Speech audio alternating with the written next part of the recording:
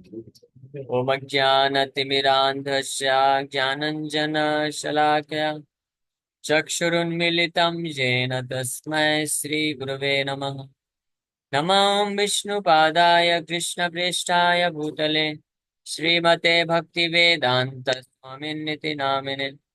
नमस्ते सारस्वती देवे गौरवाणी प्रचारिणे निर्विशेष शून्यवादी पाश्चात्य देश तारिणे। नमो महावदन्याय कृष्ण प्रेम प्रदायते कृष्णाय कृष्ण चैतन्य नामने गौरतुसे नमः। जय श्री कृष्ण चैतन्य प्रभु नित्यानंद श्री अद्वैत गदाधर शिवासादि गौर भक्त वृंदा। हरे कृष्णा कृष्णा कृष्णा हरे हरे, हरे राम राम राम हरे हरे।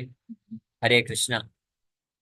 अब आप सभी भक्तों का हार्दिक स्वागत है आज के भगवद गीता के डिस्कशन में। तो हम लोग आज चर्चा कर रहे हैं फोर्थ चैप्टर, चौथा अध्याय है, और इसका श्लोक संख्या 17। तो 17 इस श्लोक पे कल थोड़ा सा चर्चा प्रारंभ किए थे, इसी को आगे बढ़ा। भगवान इस श्लोक में बोल रहे हैं, कर्मणो ही अपि बोधव्यम बोधव्यम च विकर्मणः अकर्मणश्च बोधव्यम गहना कर्मणो गति।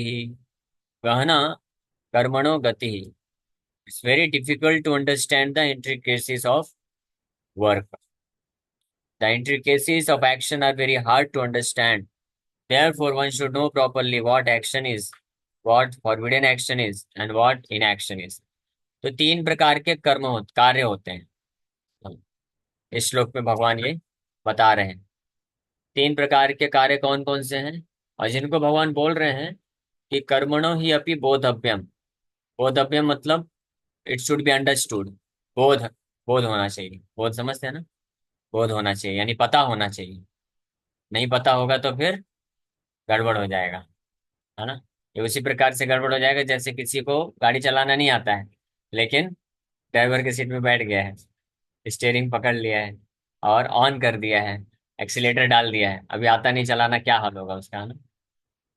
मैं एक बार एक सपने में देख रहा था कि मैं मुझे फोर व्हीलर दे दिया किसी ने, और मैं ले भी लिया हूँ, और उसने एक्सीलेटर लगा दिया और गाड़ी चल दी है। फिर मुझे बात फिर याद आता है कि अरे मुझे तो गाड़ी चलाना नहीं आता। तो मैं इतना परेशान हो गया कि तुरंत आराम भड़ाक से ऐसे नींद खुल गई। बोला थैंक गॉड, ये तो सपना था, बच गया। तो उसी प्रकार से अभी आपको शायद एक्सपीरियंस नहीं हुआ होगा, लेकिन मुझे एक्सपीरियंस हुआ, सपने में हुआ। तो उसी प्रकार से इस संसार में रहते हुए कार्य करना ऐसे ही है कि गाड़ी चलाना नहीं आता है, लेकिन गाड़ी ड्राइवर की सीट में बैठ गया है, गाड़ी चालू कर दी और एक्सीलेटर लगा दिया है। अब गाड़ी भाग रही आगे, अब उसको कुछ समझ में नहीं आ रहा है कहाँ पे ब्रेक है, कहाँ पे गियर लगाना है, कैसे बहाना है, गया काम से, एक्सीडेंट हो जाए। तो वैसे ही है। तो कार्य के बारे में ना जानना वो उसी प्रकार से बहुत ही हानिकारक है, डेंजरस है। तो भगवान बोल रहे इसलिए इन तीन प्रकार के कर्मों को अच्छे से समझ लेना चाहिए। कौन तीन प्रकार के कार्य? एक है कर्म, दूसरा है विकर्म, और तीसरा है अकर्म। तीन प्रकार के कार्य होते हैं, कर्म, विकर्म और अकर्म। तो कर्म किसको बोलते हैं? कर्म बोलते हैं, हम लोग ऑलरेडी बता चुके हैं कई बार। आप में से कोई चैट बॉक्स में लिख के भेजे, क्योंकि मैं तो सुन नहीं पाऊंगा। यस, किसको पता है कर्म का क्या अर्थ है? चैट बॉक्स में लिख के बताइए, तब तक मैं विकर्म और अकर्म बताता हूँ। विकर्म का मतलब होता है विकृत कर्म, कर्म का विकृत रूप, यानी कर्म का उल्टा को विकर्म बोलते हैं। और राकेश पे हंस रहे हैं कि जिसको कर्म ही नहीं पता हो कैसे वो विकर्म कैसे समझेगा। और अकर्मणा क्या है? अकर्मणा एक बड़ा अद्भुत चीज है। अकर्मणा ना तो कर्म है ना तो विकर्म है, हाँ, दोनों के परे है, उसको अकर्म बोलते हैं। ना ही कर्म है ना ही विकर्म है। तो अकर्म क्या है वो भी आपको बताना है। तो मुकेश वो बोल रहे हैं भौतिक काम को कर्म कहते हैं। नहीं नहीं, भौतिक काम को कर्म नहीं कहते हैं। कृष्ण को सेंटर में रख कर कर्म करना वही कर्म है। ओके, राधा रमन लाल जी सही उत्तर दिए हैं। और वैदिक स्क्रिप्चर्स के अकॉर्डिंग ड्यूटीज को करना, इसको कर्म बोलते हैं। यह सही बात, श्यामा माता जी, अंकिता माता जी ने भी सही बोला कि वैदिक शास्त्रों के अनुसार जब कोई कार्य करता है तो उसको कर्म कहते हैं, लेकिन इसमें फिर भी एक डिवीजन आता है कि कर्म कांड भी हो सकता है और कर्म योग भी हो सकता है। तो कर्म में भी दो डिवीजन है। तो हालांकि तो जो कृष्ण को केंद्र में रख रख के कार्य करते हैं तो उसको कर्म योग बोला जाता है। और वही वास्तव में भक्ति योग ही है। भक्ति योग को ही कर्म योग या कर्म बोलते हैं, ऐसा कर्म जो कृष्ण को केंद्र में रख के करते हैं। हालांकि शास्त्र के अनुसार कार्य करना इसको कर्म बोला गया है परिभाषा के अनुसार, तो वो भी इनडायरेक्टली कृष्ण को केंद्र में रख के हो गया। लेकिन कई बार कोई ऑफिशियली भी कर सकता है ऐसे। ऐसा हो सकता है कि कोई शास्त्र के अनुसार कार्य तो कर रहा है लेकिन भगवान को केंद्र में नहीं रखा है, ऐसा भी पॉसिबिलिटी है। यानी वो कर्मकांडीय उस प्रकार के कर्मकांडीय कार्य बोलते हैं उसको। यानी धर्म का करेगा, तपस्या करेगा, यज्ञ करेगा, भगवान की आराधना करेगा। जैसे कोई ब्राह्मण है तो हो सकता है कोई ब्राह्मण अपना कर्म करता हो। ब्राह्मण का कर्म क्या है? पठन पाठन यजन याजन दान प्रतिज्ञा ग्रह। यानी पठन शास्त्रों को पढ़ना, पाठन शास्त्रों को पढ़ाना, और यजन याजन भगवान का पूजा करना, भगवान का पूजा कराना, और दान प्रतिग्रह भगवान की सेवा के लिए दान लेना, और भगवान की प्रसाद को, आशीर्वाद को दान देना, दूसरों को प्रदान करना, इसको दान प्रतिग्रह बोला गया। तो ये ब्राह्मण के कर्म है। लेकिन कोई ब्राह्मण ये छह के छह कर्म कर सकता है, हो सकता है कि वो करता हो लेकिन वास्तव में कृष्ण के लिए ना करता हो, कृष्ण को केंद्र में रखने से उसका कोई उद्देश्य ना हो, केवल अपना ही किसी तरह से पेट पूजा करने के लिए करता हो, तो वो हालांकि कर्म कर रहा है, वो पुण्य कहलाता है। तो वास्तव में वो भक्ति या कर्म योग नहीं कहलाता है। तो लेकिन परिभाषा के अनुसार कर्म का मतलब होता है जो शास्त्र के अनुसार। और विशेष रूप से कर्म जो है भौतिक दृष्टिकोण से बोला जाए तो जो वर्ण आश्रम व्यवस्था के अनुसार कार्य किया जाता है, वर्ण ब्राह्मण क्षत्रिय वैश्य शूद्र। तो ये श्लोक जो है 17 नंबर का, भगवान ऑलरेडी अगर आपको याद होगा तो 13 नंबर श्लोक में भगवान बता चुके हैं, चातुर्वर्ण मया सृष्टम गुण कर्म विभाग सा। तो देखिए यहाँ पे ऑलरेडी कर्म का डेफिनेशन आया है, भगवान बोल रहे हैं। हाँ, तो आप लोग सब लोग ध्यान से नहीं सुनते हैं, नहीं तो उत्तर देना चाहिए। 13 नंबर श्लोक में भगवान ऑलरेडी बता चुके हैं, चातुर्वर्णम मया सृष्टम, चार वर्णों के जो कार्य हैं उसको कर्म बोला गया है। गुण कर्म विभाग सा इस बात को सूचित करता है। तो वो कर्म है। चार वर्णों के जो अपने अपने कर्म है, जैसे ब्राह्मण का मैं बताया, पठन पाठन यजन याजन दान प्रतिग्रह, ये ब्राह्मण के कर्म है।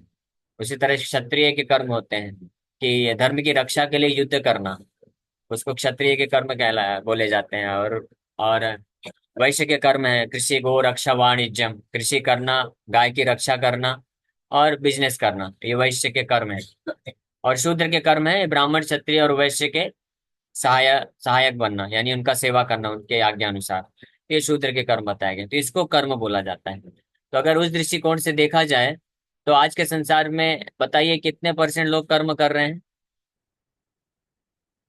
कितने परसेंट लोग कर्म कर रहे हैं? अच्छा, माता जी बोल रहे हैं हम तो नहीं कर रहे हैं। सही बात है, आप कर्म नहीं कर रहे हैं, आप तो भक्ति कर रहे हैं। भक्ति तो उससे भी श्रेष्ठ है। तो कर्म ये बोला गया है। और वहीं दूसरी ओर विकर्म है, बोधव्यम च विकर्मणः, भगवान बोल रहे हैं शुड बी अंडरस्टूड। बोधव्य मतलब जानना चाहिए, विकर्म जो है उसको भी जानना चाहिए। विकर्म मतलब विकृत कर्म, यानी कर्म का उल्टा।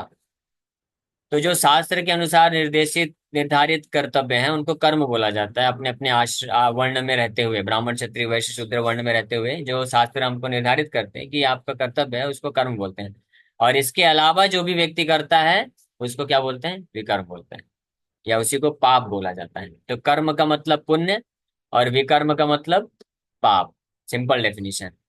हाँ, तो आज के समय में लोग जो भी कार्य करते हैं वो निश्चित रूप में क्या करते हैं? विकर्म ही करते हैं, वो पाप ही करते हैं। और बहुत डिफिकल्ट है क्योंकि वर्ण व्यवस्था ध्वस्त हो चुकी है, नष्ट हो चुकी है। तो आपको शुद्ध ब्राह्मण नहीं मिलेंगे, शुद्ध क्षत्रिय वैश्य शुद्ध शूद्र भी नहीं मिलेंगे, जो शुद्ध तरीके से निर्धारित कर्तव्य के अनुसार कार्य कर रहे हो। हर कोई आज के समय में क्या करता है? नौकरी कर रहा है, जॉब कर रहा है, धंधा कर रहा है। और ये सब शास्त्र निर्धारित तरीके से नहीं करते हैं। देखिए शास्त्र वैदिक समय पे भी शास्त्र के अनुसार भी लोग नौकरी करते थे। नौकरी करने वाले नौकर कहलाते थे और वो शूद्र होते थे। और फिर धंधा भी करते थे। कौन? जो वैश्य होते थे। और क्षत्रिय तो एडमिनिस्ट्रेशन संभालते थे, और ब्राह्मण जो है वो कोई कार्य नहीं करते थे, वो पठन पाठन यजन याचन भगवान के लिए कार्य करते थे, उसी से उनका पालन पोषण होता था। तो ये इसको कर्म बोला गया है। और इसके अलावा फिर जो भी कोई करता है वो विकर्म या पाप कहलाता है। इसलिए कर्म करने का फल होता है जब कोई ऑफिशियल तरीके से कार्य करता है, ऑफिशियल फॉलोवर होता है। वेदवाद रतः पार्था, जिसको भगवान गीता में बोलते हैं। वेदवाद रतः मतलब ही is attached to following the rituals of Vedic literature. Vedic literature शास्त्रों के रिचुअल्स को करने के लिए वो आसक्त है, without knowing the purpose of why it should be done. उसके उद्देश्य को ना जानते हुए, यानी उद्देश्य क्या है, कृष्ण को प्राप्त करना, तो वो ना जानते हुए जो वैदिक शास्त्रों के अनुसार कार्य करते रहते हैं उसको कर्म बोलते हैं, पुण्य मिलता है, और ऐसे लोग स्वर्गीय लोगों को प्राप्त करते हैं। और विकर्म इसका उल्टा। अब अकर्म, अकर्मणस्य बोधव्यम। तो ये कर्म और विकर्म भी समझना बहुत डिफिकल्ट है, ये इतना आसान नहीं है। इसमें भी बहुत सारे जो है पिछले श्लोक में ऑलरेडी भगवान बोल चुके हैं कि किम कर्म किम अकर्मेति कवि अप्यत्र मोहिता। कि क्या कर्म है क्या अकर्म है, ये कवि बुद्धिमान लोग भी इसमें मोहित रहते हैं। हाँ, इसमें इतना डिफिकल्ट है ये। लेकिन जो अकर्म है वो और ज्यादा डिफिकल्ट है। क्योंकि अकर्म क्या है, अकर्म का मतलब ये नहीं है कि कोई कर्म ना करना। अकर्म वास्तव में या तो वो कर्म भी हो सकता है और विकर्म भी हो सकता है। अगर कोई भी कर्म या विकर्म जो भगवान कृष्ण करने के लिए बोलते हैं, या कृष्ण के प्रतिनिधि करने के लिए बोलते हैं, भगवान की भक्ति में आगे बढ़ने के लिए, उसको अकर्म बोला जाता है।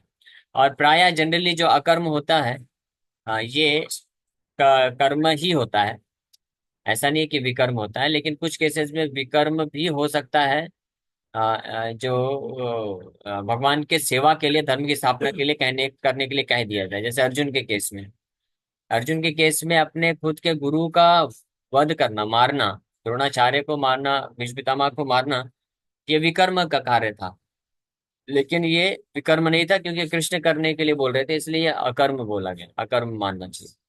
तो अकर्म का मतलब होता है जो बंधन से मुक्त कर देता है। कर्म करने से पुण्य लगता है, और पुण्य के कारण भी व्यक्ति को स्वर्ग प्राप्त करना पड़ेगा, तो उसके उसमें भी बंधन है।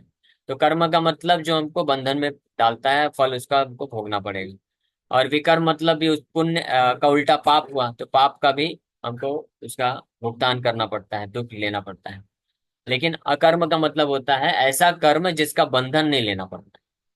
अकर्म का मतलब कर्म करना नहीं होता है, कि पूरी तरह से कर्म वर्जित, ऐसा नहीं है। अकर्म मतलब ऐसा कर्म जिसका बंधन नहीं लेना पड़ता है, उसको भक्ति योग बोलते हैं। वो है भक्ति योग। तो ये तीन चीज यहाँ पे भगवान बोल रहे हैं, इसको अच्छे से समझना चाहिए। और कौन समझ सकता है, जो पिछले श्लोक में बता चुके हैं, तत्ते कर्म प्रवेक्ष्यामि यज्ञात्वा मोक्ष से शुभात्। कि इस प्रकार के कर्म के बारे में मैं अर्जुन तुमको बता रहा हूँ, जिसको जान करके तुम मोक्ष, हर प्रकार की अशुभ चीजों से मोक्ष प्राप्त कर लोगे। तो तात्पर्य प्रभुपाद जी बोल रहे हैं, if one is serious about liberation from material bondage, one has to understand the distinction between action, inaction and unauthorised actions. देखिए प्रभुपाद जी भी यहाँ पे तात्पर्य में लिख रहे हैं कि एक्शन मतलब कर्म, इनएक्शन मतलब अकर्म, एंड विकर्म को क्या बोला गया, अनऑथराइज्ड एक्शंस, उसमें पाप को विकर्म बोला जाता है। One has to apply oneself to such an analysis of action, reaction and perverted actions। या विकर्म को दूसरा एक नाम बता रहे हैं, विकृत या परवर्टेड एक्शंस भी बोला जा रहा है, पाप कर्म। Because it is a very difficult subject matter. इसलिए इस एनालिसिस में बड़े ध्यान से व्यक्ति को कार्य समझ करना चाहिए, समझना चाहिए कि बहुत ही ये कठिन विषय वस्तु है। To understand Krishna consciousness and action according to its modes, one has to learn one's relationship with the Supreme. One who has learned perfectly knows that every living entity is an eternal servitor of the Lord, and that consequently one has to act in Krishna consciousness। ये final conclusion है। ये कर्म विकर्म और अकर्म, ये जितनी भी गहना कर्मणो गति, जितनी भी इंट्रिकेसीज हैं, यानी जितनी भी इसके जो क्या बोलते हैं उसको, गुह्यतम चीजें हैं, मिस्ट्री है, रहस्य है, ये फाइनली जाके रिजॉल्व होता है या सॉल्व हो जाता है अच्छे तरीके से, जब कोई समझ जाता है अपनी वास्तविक पहचान को, कि हम कृष्ण के नित्य दास हैं। कृष्ण के साथ अपने संबंध को जो व्यक्ति जान जाता है परफेक्ट तरीके से, तब उसके लिए पूरा ये क्लियर हो जाता है। Action in action and perverted action, यानी कर्म विकर्म और अकर्म, ये क्लियर कट पता चल जाता है। इसीलिए for a devotee of Lord, भगवान कृष्ण के भक्त के लिए हर वो कार्य जो कृष्ण की सेवा के लिए नहीं है, कृष्ण की सेवा कृष्ण की भक्ति में आगे बढ़ने के लिए विरोध अवरोध उत्पन्न करता है, कृष्ण भक्त के लिए वो विकर्म होता है। और हर वो कार्य जो कृष्ण की भक्ति में आगे बढ़ने के लिए मदद करता है, वो जो है भक्त के लिए अ, कर्म कहलाता है। इसलिए karma for the devotee of Krishna is favourable activities in Krishna consciousness. The entire Bhagavad Gita is directed toward this conclusion. तो कल के क्लास में हम लोग ये चर्चा कर भी रहे थे कि पूरी भगवत गीता, आप लोग सुने थे कल के क्लास? कौन कौन सुना था? हाथ ऊपर करिए। कल का क्लास कौन कौन सुना था? ओके। तो बता सकते हैं, लेकिन मुझे सुनाई नहीं देगा, ये भी समस्या होगी। अच्छा, इसमें सुनाई देगा ना? हाँ ठीक है ठीक है। बताइए, कल की क्लास में हमने चर्चा किया था, तो क्या समझ में आया था? बताइए, कौन बताएगा?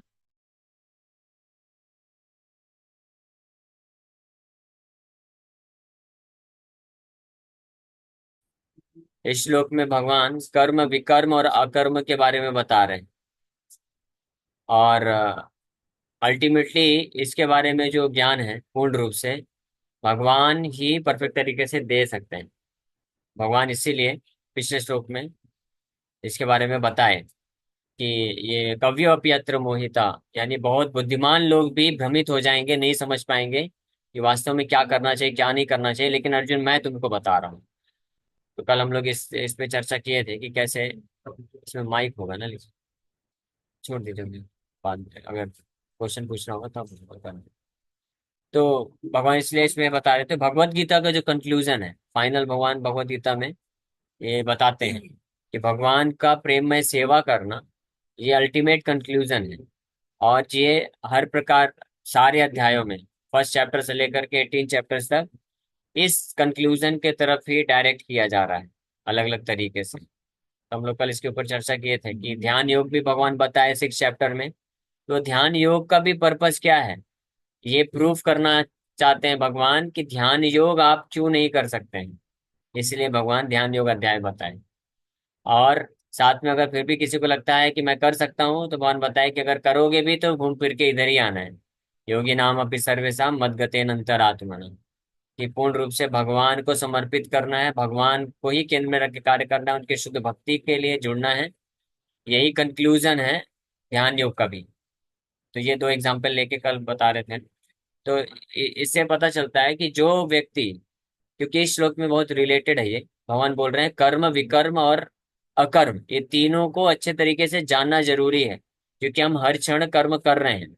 और ये तीनों चीजें, गहना कर्मणो गति, मतलब ये बहुत ही हार्ड है समझ पाना, बहुत ही कठिन है, बहुत देवता लोग भी इसमें भ्रमित रहते हैं क्या करना चाहिए क्या नहीं करना चाहिए, तो मनुष्य की बात तो दूर ही है।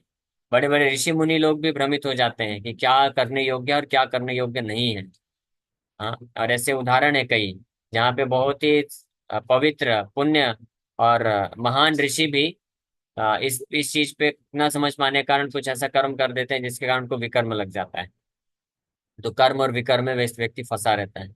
लेकिन प्रभुपाद जी तात्पर्य में बता रहे हैं कि जो व्यक्ति one who has learn perfectly that he is eternal servant of the Lord, अगर जो इस विज्ञान को जान जाता है कि हम भगवान के नित्य सनातन दास हैं, भगवान के साथ हमारा ये संबंध है, और उस संबंध में स्थित होकर के इन कृष्णा कॉन्शियसनेस, कृष्णा भावना भावित होकर के जब कार्य करता है, तो वो परफेक्ट प्रकार से पूर्ण रूप से सही तरीके से कार्य करना सीख जाता है। उसके लिए फिर कोई कंफ्यूजन नहीं रह जाता है कि क्या कर्म है, विकर्म है या कर्म है। हाँ, ये सब ये महत्वपूर्ण चीज यहाँ पे बताया जा रहा है, और यही और भी आगे के श्लोकों में इसके बारे में भगवान और बताएंगे, और यही ज्ञान योग है इस अध्याय का। और इसी बेसिस पे जो लोग इस ज्ञान योग को समझ जाएंगे, तो वही 5वें अध्याय में वास्तव में एलिजिबल हो पाएंगे समझने के लिए या जाने के लिए। क्योंकि 5वें अध्याय का नाम है कर्म योगा इन कृष्ण कॉन्शियसनेस।